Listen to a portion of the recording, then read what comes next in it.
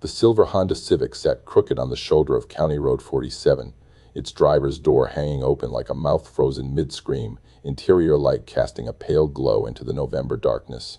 A jogger had spotted it just after dawn, steam rising from the frost-covered fields as he ran his usual 6-mile loop through the back roads east of Mount Pleasant, Michigan. Something about the way the car sat there made him slow down, made the hair on the back of his neck stand up. Keys dangling in the ignition, engine cold but recently driven.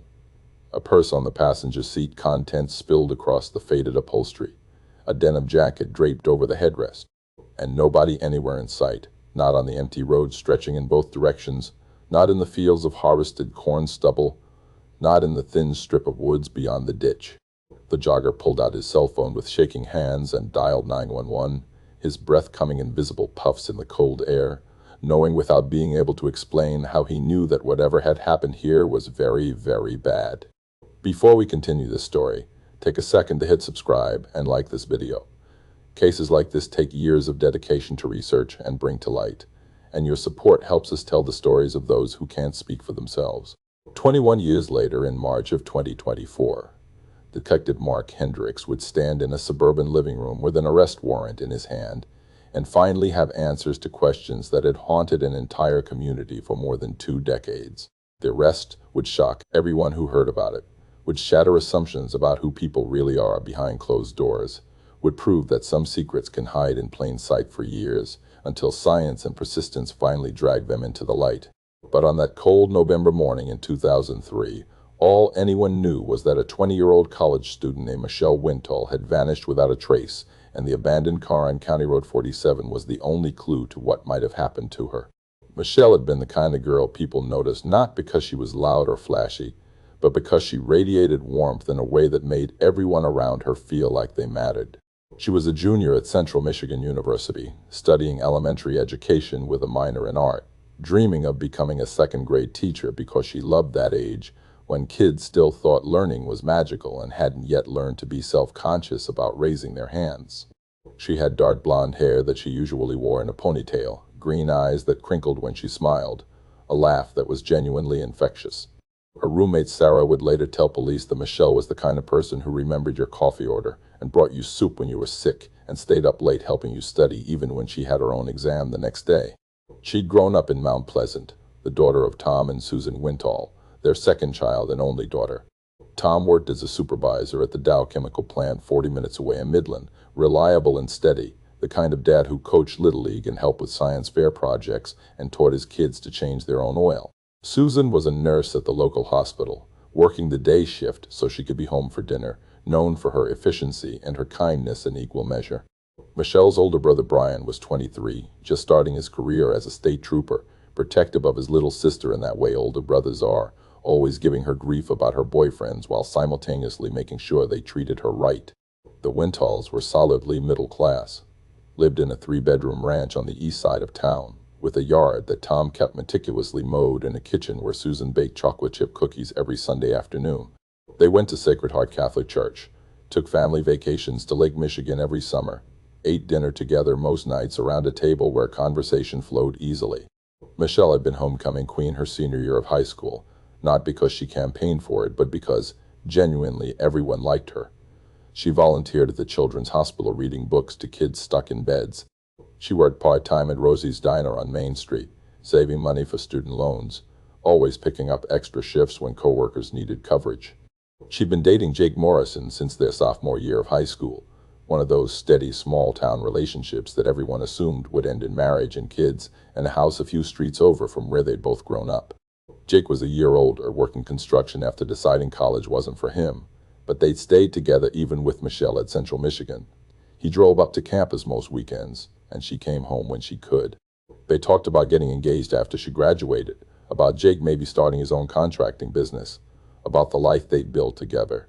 On November 15, 2003, Jake had wanted to drive down to campus and bring Michelle home himself, but she told him not to worry about it. She'd drive up Friday evening after her last class, be home by 10:30.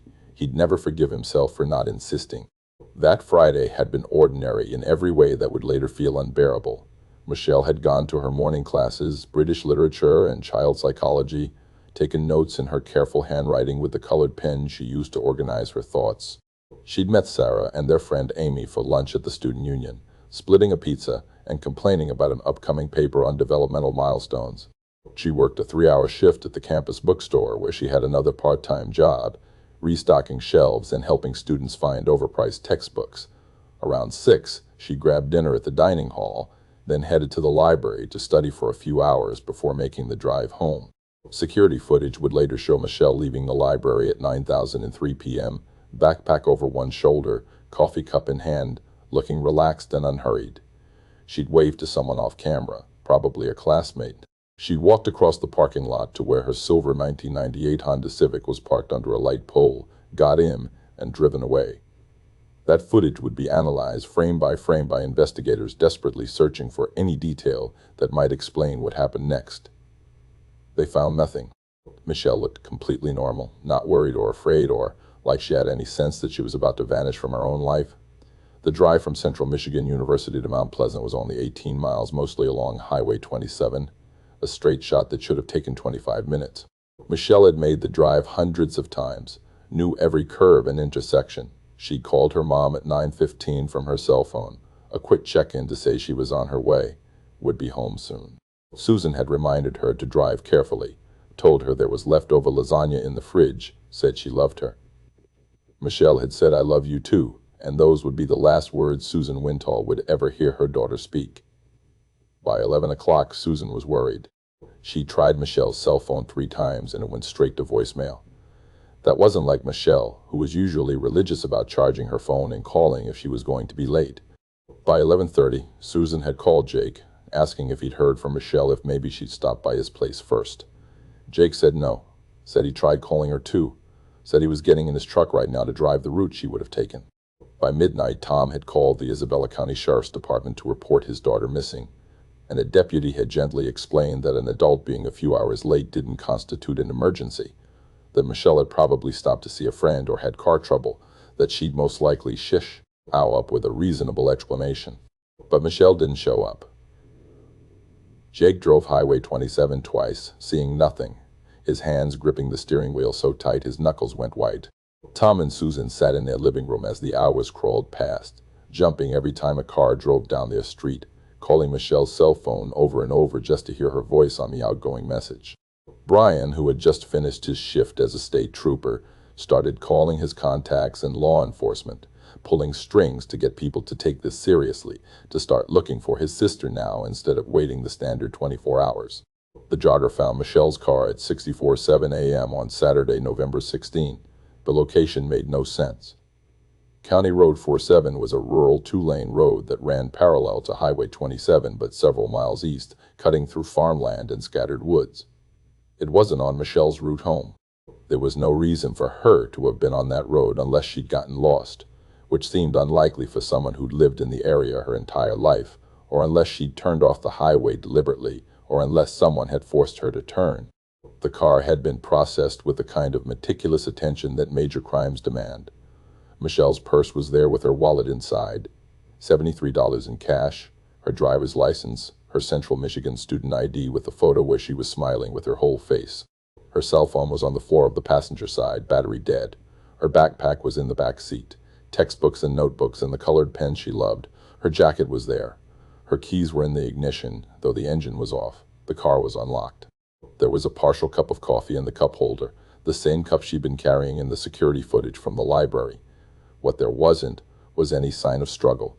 No blood, no torn fabric, no scratches on the door handles or windows. No evidence that Michelle had fought with anyone or tried to escape from anyone. The forensic team lifted fingerprints and found Michelle's prints throughout the interior, which made sense, along with several unidentified prints that could have belonged to anyone who'd ridden in her car recently. They collected hair and fiber samples. They took photographs from every angle, documenting the scene exhaustively. The area around the car was searched with equal intensity. K-9 units brought in from 3 counties tried to pick up Michelle's scent and couldn't track it more than a few feet from the driver's door before losing the trail, which suggested she'd gotten into another vehicle. Deputies walked the ditches and the fields and the woods, looking for any sign that Michelle had walked away from her car or been dragged from it. They found nothing. No footprints in the muddy shoulder. No torn clothing caught on barbed wire. No evidence that Michelle Wintall had ever been there beyond her abandoned car, sitting empty and unexplained on a road she had no reason to be on. The Isabella County Sheriff's Department mobilized every resource they had.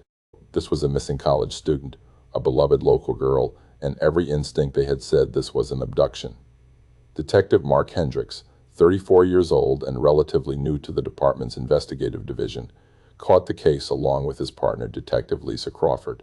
They stood beside Michelle's car that Saturday morning as it was being loaded onto a flatbed tow truck to be taken to the evidence garage, and Hendricks felt the weight of what this case was going to become settling onto his shoulders. By Saturday afternoon, the story had made local news. Michelle's picture, her senior portrait with the soft focus background and the genuine smile, was being broadcast across mid-Michigan. The family had organized search parties, and by Sunday morning over 300 volunteers had shown up at Sacred Heart Church to be divided into teams and sent out to comb the countryside. They walked through fields and woods in organized lines, calling Michelle's name, looking for any trace of her. Helicopter units from the state police flew grid patterns over the county. Dive teams checked the Chippewa River and every pond and lake within a 20-mile radius. The investigation moved in multiple directions simultaneously. Hendricks and Crawford interviewed everyone in Michelle's orbit. Her roommate Sarah, who described Michelle's normal routine and couldn't think of anyone who'd want to hurt her. Her friends from campus, who all said the same thing, that Michelle was genuinely kind and didn't have enemies. Her professors, who called her a dedicated student. Her co-workers at the bookstore and at Rosie's Diner back home, who loved working with her. Jake Morrison was interviewed extensively, standard procedure with romantic partners, and Hendricks could see the kid was devastated, could barely speak without breaking down. His alibi was solid. He'd been at his parents' house having dinner with his family the entire evening, a detail his mother and father and two sisters all confirmed. More importantly, there was nothing in his history with Michelle to suggest violence or control issues. By all accounts, Jake worshipped Michelle, treated her well, and was planning a future with her. He was cleared within 48 hours, though the guilt he carried for not driving her home himself would stay with him forever. Ex-boyfriends were tracked down and interviewed. Michelle had dated a few guys before Jake, typical high school relationships that had ended amicably. None of them were in the area at the time. None of them had any reason to want to hurt her. The investigation looked at registered sex offenders within a 50-mile radius, bringing in several for questioning, checking their alibis and whereabouts. Nothing connected any of them to Michelle. The theory that gained the most traction in those early weeks was that Michelle had been the victim of a random predator, someone cruising the roads looking for an opportunity. It was terrifying because it was unprovable, and because it meant anyone could have taken her. There had been another disappearance 2 years earlier in neighboring La Costa County, a 19-year-old girl named Amanda Peterson who'd vanished after leaving a party. Her car found abandoned on a rural road not unlike County Road 47. Amanda's case was still unsolved. Investigators looked for connections, for patterns, for any evidence that the same person might be responsible for both disappearances. Tom and Susan Wintall appeared on local news, then regional news, then a segment on CNN, making desperate pleas for information, for anyone who'd seen anything to come forward, for whoever had taken their daughter to let her come home. Susan's voice would break when she talked about Michelle, about how she just wanted her baby back, about how Michelle's Christmas presents were already wrapped and waiting under the tree. Tom would sit beside his wife with his jaw clenched and his eyes red, trying to be strong, trying to project confidence that they'd find her, while inside he was dying. Weeks passed with no breaks in the case. The physical evidence from the car was processed at the state crime lab and yielded nothing useful. The unidentified fingerprints couldn't be matched to anyone in the system. DNA samples taken from the car were cataloged, but there was nothing to compare them to, no suspect to test against. Michelle's cell phone record showed nothing unusual, just calls to family and Jake and friends, text messages about homework and plans to meet for lunch. Her bank account showed no strange withdrawals. Her email contained nothing threatening or concerning. By December, the intensive daily searches had stopped. The volunteers had returned to their lives. The media had moved on to other stories. Michelle's face still hung on posters in store windows throughout Mount Pleasant and on campus at Central Michigan. But the calls to the tip line had slowed to a trickle, and then stopped. The investigation continued, but Hendricks could feel it going cold, could feel the trail disappearing behind them like footprints in snow being covered by a fresh storm. The Wintall family spent Christmas in a fog of grief and desperate hope. Michelle's presents stayed under the tree, unopened.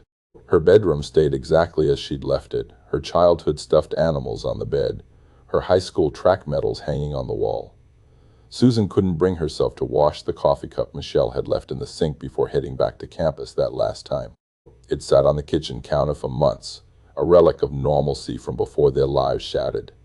By the time January 2004 arrived, bringing bitter cold and heavy snow to central Michigan, Michelle Wintall had been missing for 2 months. The case was officially classified as cold, though Hendricks refused to let it go completely, refused to relegate Michelle's file to a box in the basement with other unsolved cases. He kept her picture on his desk, her senior portrait where she smiled with such hope and confidence in the future she thought she had ahead of her. He'd look at that picture sometimes and make silent promises that he wouldn't give up, that he'd keep looking, that somehow, someday, he'd find out what happened to her. He had no way of knowing it would take 21 years, that the answer would be so close to home, or that when justice finally came, it would shake Mount Pleasant to its foundation and prove that the person responsible had been hiding in plain sight the entire time.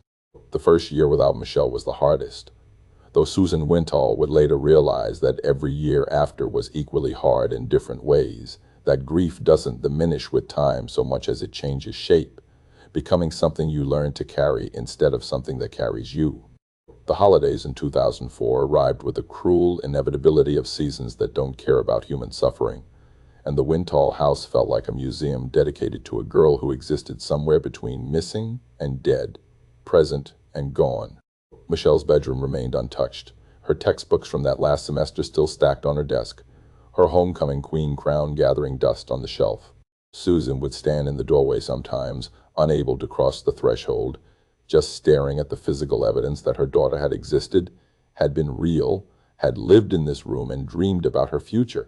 Tom dealt with his grief differently, in the way men of his generation often did, by converting emotion into action even when the action was futile. He took early retirement from Dow Chemical at 53, unable to concentrate on plant operations when his daughter was missing, unable to make small talk with coworkers who didn't know what to say to him anymore. He started driving, spending hours every day on the rural roads of Isabella County and beyond, his truck becoming as familiar to local deputies as their own patrol vehicles. He'd drive County Road 47 where Michelle's car had been found, then branch out to every connecting road, every farm lane, every 2-track cutting through the woods.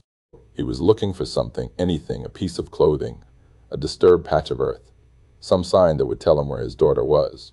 He never found anything, but he couldn't stop looking. The not knowing was worse than any truth could be. Brian Wintall had become a police officer, partly because of what happened to his sister, though he'd never admitted directly. He'd been planning to go into business, maybe work in management at one of the local manufacturing plants, but after Michelle vanished, he changed course entirely. If the system could fail his family so completely, if his sister could disappear without answers, then he needed to be part of fixing that system, part of making sure other families got the justice his hadn't. He went through the police academy, joined the Mount Pleasant Police Department, and quickly developed a reputation as someone who worked cold cases with particular intensity. His colleagues understood why, though they rarely mentioned it. Brian kept Michelle's missing person poster in his locker at the station, looked at it before every shift, carried her with him into every investigation he worked. Jake Morrison's life essentially stopped on November 15, 2003. He continued to exist, to go through the motions of living, but some essential part of him remained frozen in that moment when Michelle didn't come home. He dated other women over the years, relationships that would start with promise and then falter when Jake couldn't quite commit, couldn't quite see a future because the future he'd planned had been stolen. He'd break things off when conversations turned to engagement or moving in together, always with the same vague explanations that he wasn't ready, that the timing wasn't right. The truth was he couldn't let go of Michelle, couldn't accept that she was gone when there was no body, no proof, no closure. Every November 15th, he drove to County Road 47, parked where Michelle's car had been found, and sat there for hours trying to understand what had happened to the girl he'd loved since he was 16 years old. Susan Wintall transformed her grief into advocacy, channeling her pain into something that might help others even if it couldn't help Michelle. She started a foundation called Bring Them Home Michigan, dedicated to supporting families of missing persons and raising awareness about cold cases. She organized annual vigils, lobbied for better funding for forensic testing, spoke at conferences about the unique hell of not knowing whether your child is alive or dead. She became a voice for a community of families trapped in the same terrible limbo, and the work gave her purpose when purpose felt impossible. Tom supported her efforts, but couldn't bring himself to be as public with his grief. He preferred his solitary drives, his quiet searching, his private conversations with God that usually involve anger more than prayer. The community of Mount Pleasant remembered Michelle in the way small towns do, with scholarships and memorial gardens and moments of collective grief that happened on anniversaries. The elementary school where Michelle had dreamed of teaching planted a garden in her name, filled with flowers that bloomed every spring in colors Michelle had loved, bright yellows and deep purples and soft pinks. The scholarship fund set up in her honor helped put 3 students through education programs at Central Michigan University. Every November there was a vigil at Sacred Heart Church where candles were lit and prayers were said, and Susan would stand at the podium trying to keep her voice steady while thanking everyone for not forgetting her daughter. But people did forget, not cruelly but inevitably, because human memory can't sustain collective grief forever. By the 5th anniversary, the vigil crowds had thinned. By the 10th, it was mostly just family and a handful of faithful friends. The posters in store windows came down as businesses changed ownership and new managers didn't know who Michelle Wintall was. Life moved forward for everyone except the people who loved her, who remained trapped in November 2003, unable to move into a future that didn't include answers. Detective Mark Hendricks inherited the case permanently when his partner Lisa Crawford transferred to the state police in 2007. He'd worked dozens of other cases in the years since Michelle vanished, solved most of them, built a solid reputation as a thorough investigator. But Michelle's case haunted him in a way the solved ones didn't. Her senior portrait stayed on his desk through 3 office relocations and countless other investigations. He'd pull her file every few months, review the evidence again, look for connections he might have missed. The forensic evidence sat in storage, properly preserved, waiting for technology to advance enough to make it useful. DNA testing in 2003 was primitive compared to what would come later, but Hendricks had the foresight to make sure everything was cataloged and saved for the day when science might catch up with truth.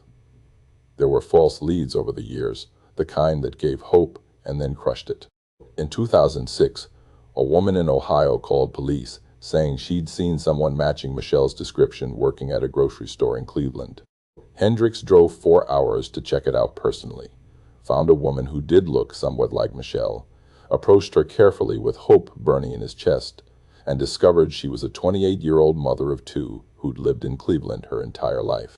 In 2009, a prisoner in Jackson claimed he knew where Michelle's body was buried, gave detailed directions to a location near Weidman, sent crews out there to dig, and finally admitted after 3 days of excavation that he'd made it up because he was bored and wanted attention. Each false lead opened the wounds fresh for the Wintall family, reminded them that their nightmare wasn't over. In 2012, another girl vanished from the Central Michigan University campus. Her name was Rachel Torres. She was 21, and for a terrible 72 hours it seemed like history was repeating itself, like Michelle's abductor had struck again. The community went into panic mode, parents pulling their daughters out of school, the university implementing new safety protocols, everyone certain they had a serial predator operating in Isabella County. Then Rachel turned up alive in Ann Arbor, having run away with a boyfriend her parents disapproved of, completely unaware of the terror she'd caused. The relief was immediate and profound, but it left a bitter taste because it highlighted the difference between a girl who could come home and one who couldn't. By 2015, Michelle had been missing for 12 years. She would have been 32 years old. She might have been married, might have had children, might have been teaching 2nd grade the way she'd dreamed. Instead, she was frozen at 20 in everyone's memory, forever young in that senior portrait, her life nothing but potential that would never be realized. Susan was 61 now, her hair gone gray, her face lined with worry and sorrow. Tom was 64, his health declining from stress and heartbreak, his doctor warning him about blood pressure and the toll that chronic grief takes on the body. Brian was 38, a detective himself now, still working cold cases, still carrying his sister's poster. Jake was 39, still single, still visiting County Road 47 every November, still unable to move forward. The breakthrough that would eventually solve Michelle's case began not with her investigation, but with a revolution in forensic science happening across the country. In April 2018, police in California arrested a man named Joseph DeAngelo, the Golden State Killer, using a technique called genetic genealogy. They'd uploaded crime scene DNA to public genealogy databases, found distant relatives, built family trees, and identified a suspect who'd evaded capture for 40 years. The technique was revolutionary, and suddenly cold cases that had seemed permanently unsolved were being cracked using the same method. By 2009, dozens of cases across the country had been solved through genetic genealogy, and investigators everywhere were looking at their own cold cases with renewed hope. Hendricks had been following these developments closely, attending conferences and webinars about genetic genealogy, networking with investigators who'd successfully used the technique. He was convinced it could work for Michelle's case if he could get the funding and approval. The DNA evidence from her car had been properly preserved, stored at the right temperature, cataloged meticulously. The samples included biological material that had never been fully explained, collected from the steering wheel and door handle, DNA that didn't belong to Michelle or her family or Jake or any of her known associates. In 2003, they'd run it through CODIS and gotten no hits, meaning whoever it belonged to wasn't in the criminal database. But genetic genealogy didn't require a criminal database match. It just required distant relatives who'd taken consumer DNA tests, and millions of people had done exactly that. The challenge was money and bureaucracy. Genetic genealogy testing was expensive, costing thousands of dollars per case, and police budgets were tight. Cold cases, especially ones nearly 2 decades old, weren't priorities when departments had current crimes demanding resources. Hendricks made his pitch to the department brass in early 2020, arguing that solving Michelle's case would bring closure to a family that had suffered long enough, would demonstrate the department's commitment to justice regardless of how much time had passed, and would generate positive publicity. Howling that Mount Pleasant cared about its missing. Then COVID hit, and everything stopped. Labs closed or operated at reduced capacity. Budgets got slashed. Personnel were reassigned to pandemic response. The world ground to a halt in ways that felt apocalyptic, and cold cases became the furthest thing from anyone's priority list. Hendricks watched in frustration as months ticked by, as the window he'd been fighting for seemed to close. He was 51 now, thinking about retirement in a few years, terrified that he'd leave the force without ever knowing what happened to Michelle Wintall. But Hendricks was nothing if not persistent. Through 2020 and 2021, he kept pushing, kept making the case that Michelle deserved justice, kept reminding his superiors that technology finally existed to solve her case. He enlisted Susan Wintall's help, having her speak at city council meetings and write letters to state representatives. He got local media to run stories about Michelle on significant anniversaries, keeping her case in the public eye. He built relationships with genetic genealogy companies, got quotes for the work, assembled a comprehensive plan for how the investigation would proceed once they had results. Finally, in late 2022, he got the green light. The department allocated $15,000 for advanced DNA testing and genetic genealogy analysis. The evidence was sent to Othram Labs in January 2023, the same company that had worked hundreds of cold cases successfully. Hendricks felt something he hadn't felt in years regarding Michelle's case. He felt genuine hope. The DNA samples were old but had been stored properly. The technology had advanced to the point where even degraded samples could often be enhanced and sequenced. If there was enough genetic material, if the quality was sufficient, they could build a profile suitable for genealogy databases. The waiting was excruciating. Hendricks checked his email obsessively, called the lab weekly for updates, drove Susan and Tom crazy with his own inability to be patient. The process took months, extracting and amplifying DNA from 20-year-old evidence, sequencing the genome, building a profile that could be compared against genealogy databases. Finally, in July 2023, Hendricks got the call. They had a viable profile. They were ready to upload it and start searching for genetic matches. Within a week, the system had identified several distant relatives, third and fourth cousins who shared DNA segments with the unknown person whose genetic material had been found in Michelle's car, a genetic genealogist named Dr. Treen. Patricia Moore was hired to do the painstaking work of building family trees, identifying common ancestors, tracing descendants forward through multiple generations. She worked through August and September, assembling trees that went back to the 1800s, tracking families through census records and birth certificates and marriage licenses, building a massive genealogical web that would eventually point to specific individuals. By October 2023, Dr. E.M.I. Moore had narrowed the field to a handful of potential suspects, men who would have been the right age in 2003, who had lived in or near Mount Pleasant, who fit the geographic and temporal parameters. Hendricks began investigating these men carefully, running background checks, looking for connections to Michelle or Central Michigan University, trying not to get ahead of himself because he'd been disappointed too many times before. One name kept drawing his attention, kept appearing in his notes with increasing frequency, kept making connections that seemed too significant to be coincidence.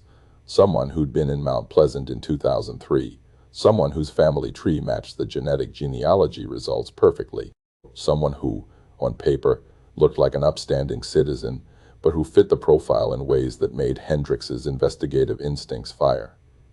He couldn't move too fast, couldn't make an arrest based on family tree analysis alone. He needed direct DNA, a sample from this specific person that could be compared to the crime scene evidence. He needed to be absolutely certain, because after 20 years, there would be no second chances. The surveillance began in December 2023. Hendricks couldn't do it himself without being noticed in a town the size of Mount Pleasant, so he brought in detectives from surrounding jurisdictions, people whose faces weren't known locally.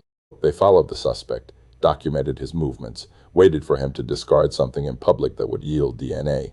A coffee cup, a water bottle, a cigarette butt, anything with saliva or skin cells that could be legally collected as abandoned property.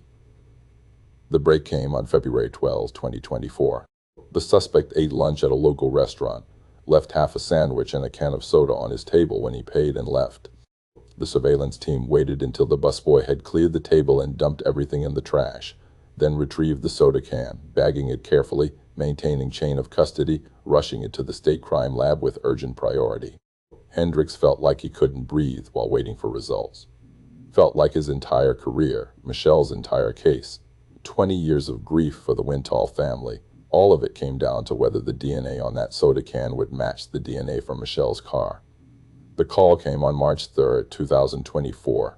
Hendricks was at his desk when his phone rang, the forensic scientist's voice on the other end professional and careful, explaining that the DNA from the soda can was a definitive match to the DNA from Michelle Wintall's vehicle, not a familial match suggesting a relative, a direct match.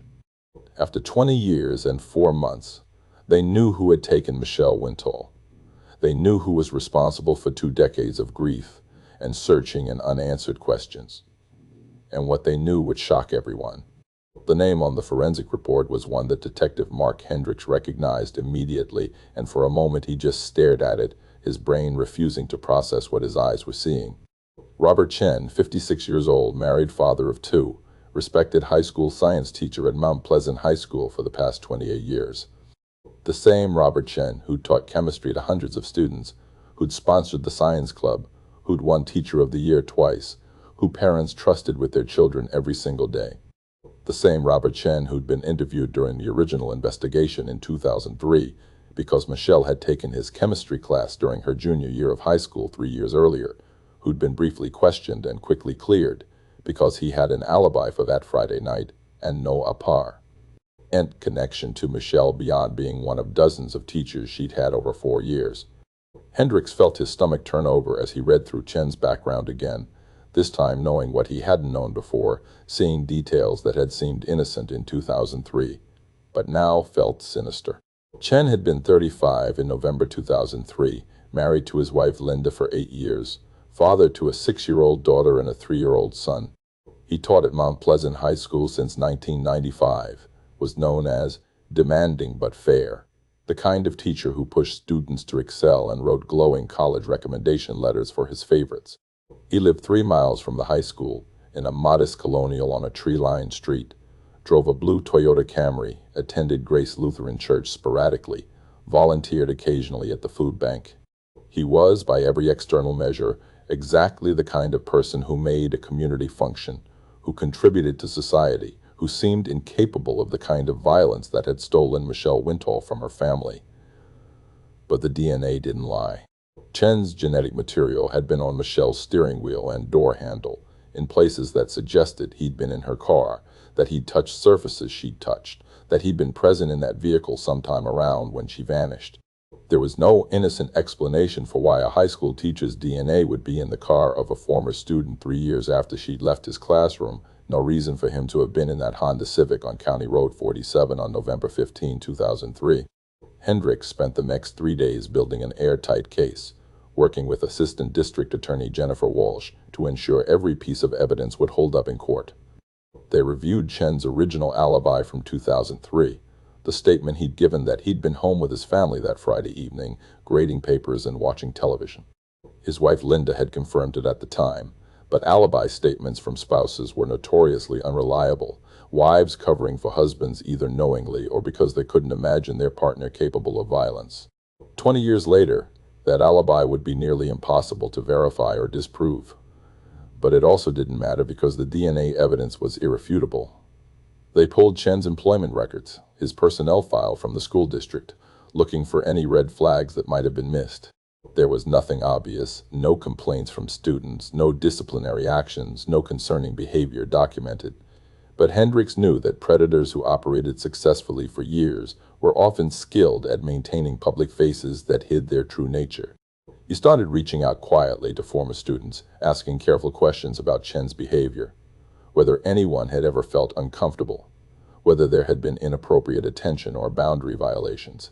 Most of the responses were positive, students remembering Chen as a good teacher who'd helped them understand difficult concepts. But a handful, mentioned things that felt different now in context.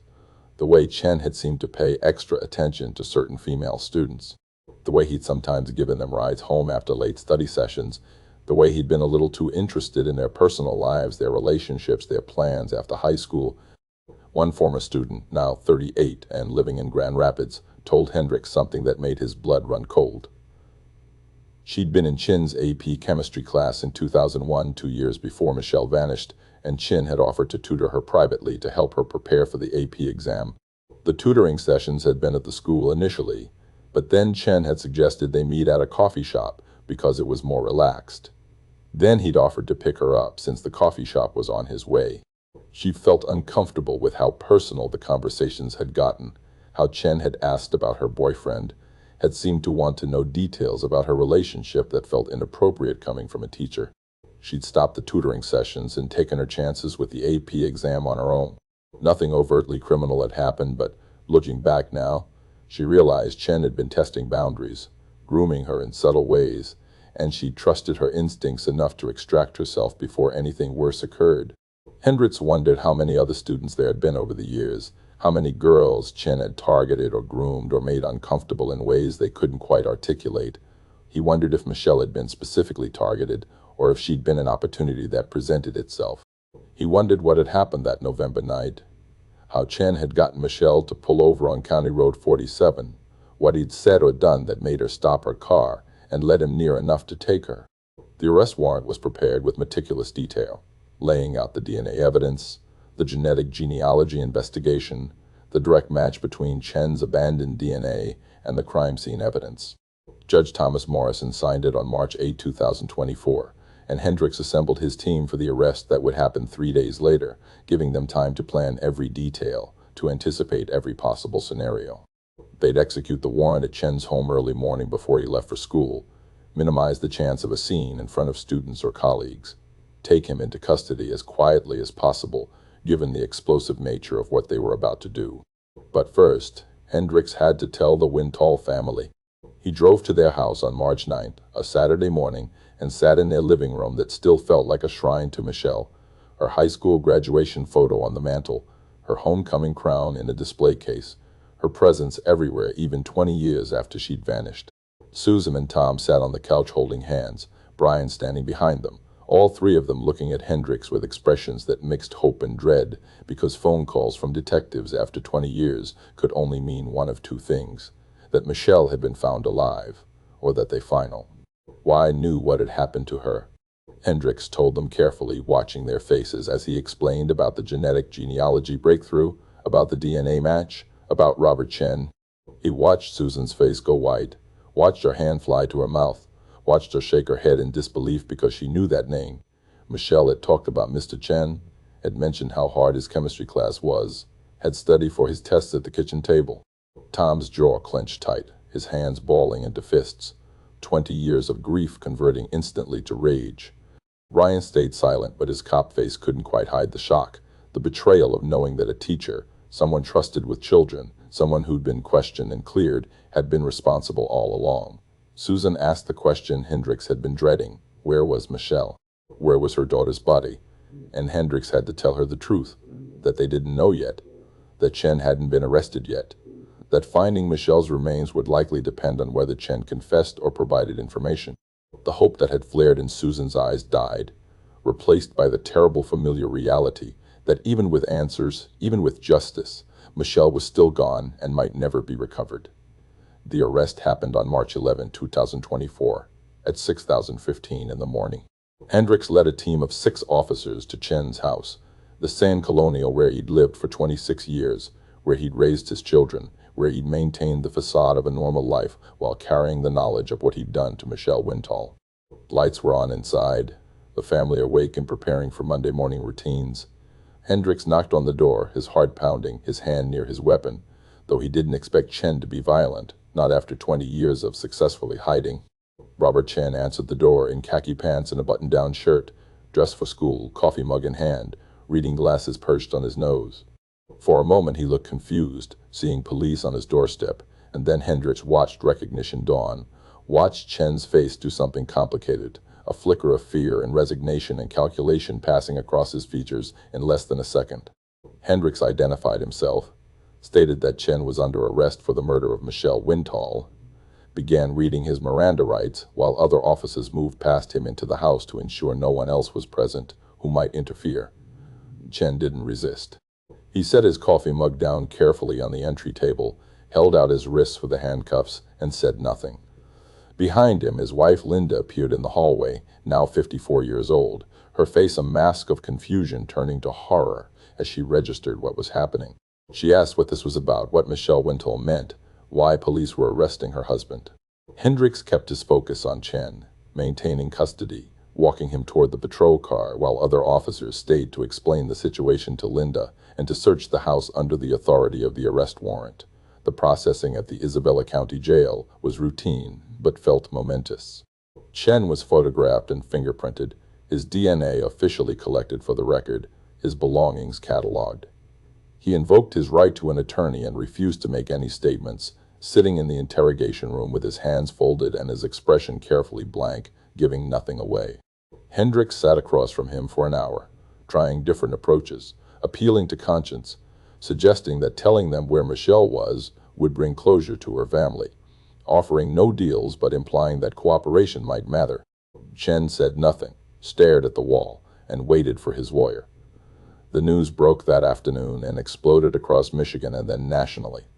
High school science teacher arrested for 2003 murder of former student Michelle Wintall, case solved through genetic genealogy after 21 years. The story had every element that captures public attention. A cold case finally solved, a trusted teacher revealed as a killer, cutting-edge forensic science, a family's long wait for justice. CNN ran segments.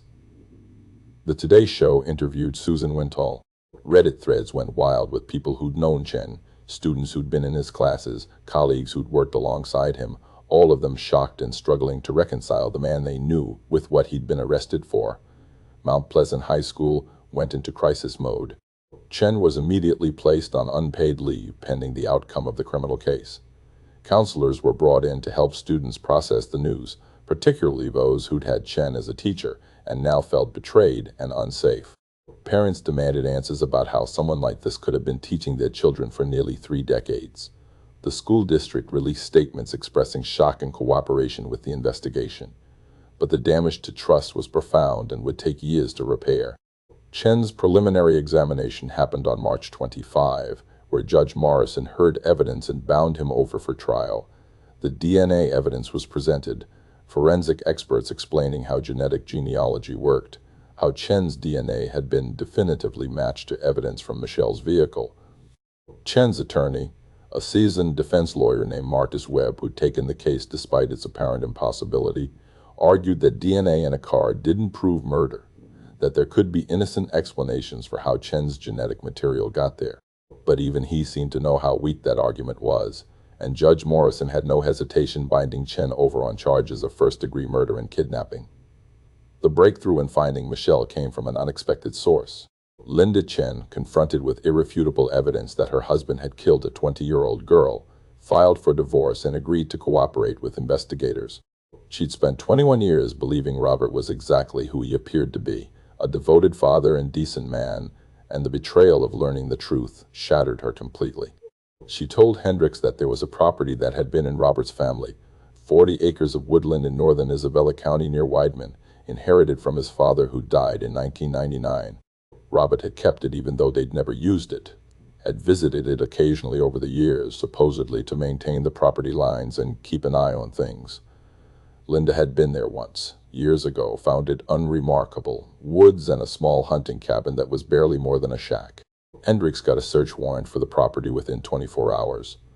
On April 3, 2024, search teams including cadaver dogs descended on the 40 acres of woodland that Robert Chen had owned for 25 years.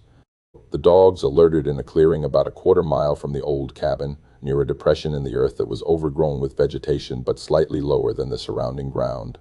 Excavation began carefully, forensic anthropologists supervising as dirt was removed layer by layer, and 6 feet down they found what they'd been searching for. Skeletal remains that would later be confirmed through dental records to be Michelle Wintall, buried in a shallow grave wrapped in a tarp that had mostly deteriorated over 21 years. Susan Wintall collapsed when Hendricks told her they'd found Michelle, her legs simply giving out, 21 years of not knowing resolving into the terrible finality of death, confirmed. Tom held her while she sobbed, his own face wet with tears he'd held back for 2 decades, grief mixing with relief that they could finally bring their daughter home, that Michelle wouldn't be lost forever in an unmarked grave. Brian had to step outside, had to walk around the block 3 times before he could compose himself enough to come back inside and start making arrangements, his cop training the only thing holding him together. The recovery of Michelle's remains gave prosecutors additional forensic evidence. Analysis of the burial site and the condition of the remains suggested she'd been killed shortly after her abduction, that she hadn't suffered long. A cold comfort, but the only comfort available. The location of the grave on Chen's property destroyed any remaining possibility of reasonable doubt about his guilt. There was no plausible innocent explanation for Michelle Wintall being buried on land owned by her former chemistry teacher. Faced with overwhelming evidence, Marcus Webb began negotiations for a plea deal. Chen was willing to plead guilty to second-degree murder and kidnapping in exchange for a sentence that would make him eligible for parole in 35 years, when he'd be 91. The prosecution refused. Jennifer Walsh insisted on first-degree murder, life without parole, and the only concession she'd offer was taking the death penalty off the table. The negotiations went back and forth for weeks, but ultimately Chen had no leverage and no real options. On May 15, 2024, he accepted the plea. The plea hearing was packed with media, former students, community members, and most importantly, the Wintall family. Susan and Tom sat in the front row with Brian beside them, Jake Morrison behind them, all of them needing to hear Chen admit what he'd done. When Judge Morrison asked Chen how he pleaded to the charge of first-degree murder of Michelle Wintall, Chen's voice was barely audible as he said guilty. When asked how he pleaded to the charge of kidnapping, guilty again. The word hung in the courtroom air, an admission that had taken 21 years to extract. As part of the plea agreement, Chen was required to allocute, to describe what had happened. His statement was brief and clinical, delivered in a monotone that felt obscene given what he was describing. He said he'd seen Michelle at a gas station on Highway 27 that Friday evening, that he'd followed her when she left, that he'd flagged her down claiming his car had broken down and asking if she could give him a ride to the next town. Michelle, kind and trusting Michelle, had pulled over to help. Once he was in her car, he produced a knife, forced her to drive to County Road 47, then to his family's property. He said he killed her there, wouldn't elaborate on the method or his motivation, said only that he'd buried her body and driven her car back to County Road 47 to abandon it, walking 3 miles home through fields and back roads, arriving after midnight with a story for his wife about having gone for a long walk to clear his head. Susan Wintall read a victim impact statement that left most of the courtroom in tears. She talked about Michelle's dreams of becoming a teacher, about the irony that the man who'd killed her was himself a teacher, someone who should have protected young people but instead had destroyed one. She talked about 21 years of not knowing, of holidays and birthdays and graduations that Michelle missed, of grandchildren Michelle would never meet. She talked about the man sitting before them who'd lived his life and raised his family and taught hundreds of students while her daughter was in an unmarked grave on his property. Her voice broke, but she pushed through, needing Chen to hear what he'd taken, needing him to understand that he hadn't just killed Michelle but had devastated everyone who loved her. Judge Morrison sentenced Chen to life in prison without the possibility of parole, stating for the record that Chen had violated the most fundamental trust between teachers and students, between adults and young people, between humans who share a community. He said that Chen had stolen 21 years of peace from the Wintall family, had allowed them to suffer in uncertainty while he maintained his facade of respectability. He said that Chen would spend the rest of his natural life incarcerated, would die behind bars, and that this was the only just outcome for someone who'd done what he'd done and hidden it for so long. Chen was led away in shackles, back to a cell at the Ernest C. Brooks Correctional Facility where he'd spent his remaining decades, and Hendricks felt something release in his chest that had been tight since November 2003. He'd kept his promise to Michelle, had found out what happened to her, had brought her killer to justice, even though it had taken 21 years. Michelle Wintall was laid to rest on June 1, 2024, 21 years after she vanished. The funeral was everything the family had been unable to do in 2003.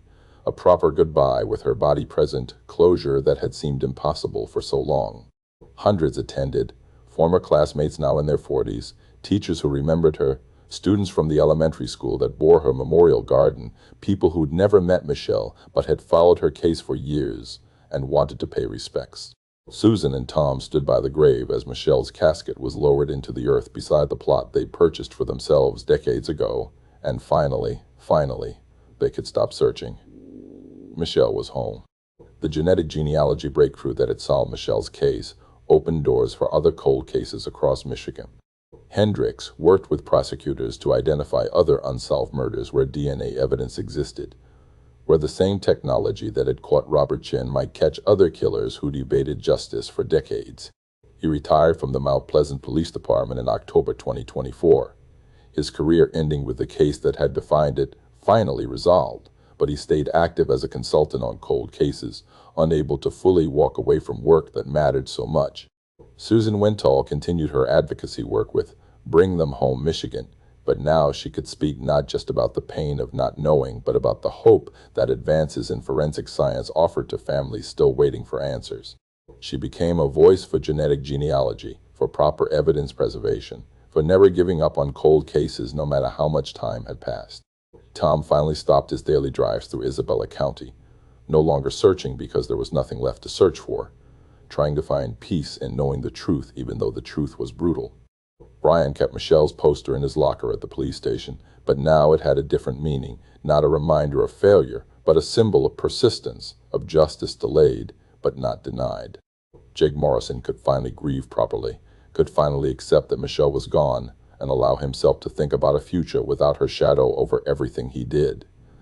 The healing would take time, would probably never be complete, but at least it could begin. On November 15, 2024, the 21st anniversary of Michelle's disappearance and the first anniversary after her case was solved, the Wintall family gathered at her grave under gray Michigan skies. They stood in silence for a while, remembering the girl who'd been taken from them, mourning the years stolen, grateful for the answers that had finally come. The silence felt different now, not heavy with unanswered questions, but peaceful with resolution, with the knowledge that Robert Chen would spend his life paying for what he'd done, that Michelle could rest now, that truth had emerged from 2 decades of darkness. Where are you watching from today? Have you followed a cold case in your community that was finally solved after years of waiting? Let us know in the comments. Michelle Wintall's story reminds us that justice can take decades but can still arrive, that advances in science give hope to families who thought they'd never have answers, that some truths refuse to stay buried no matter how much time passes or how carefully they're hidden. DNA doesn't forget, evidence doesn't disappear, and people who refuse to give up can bring even the coldest cases back into the light.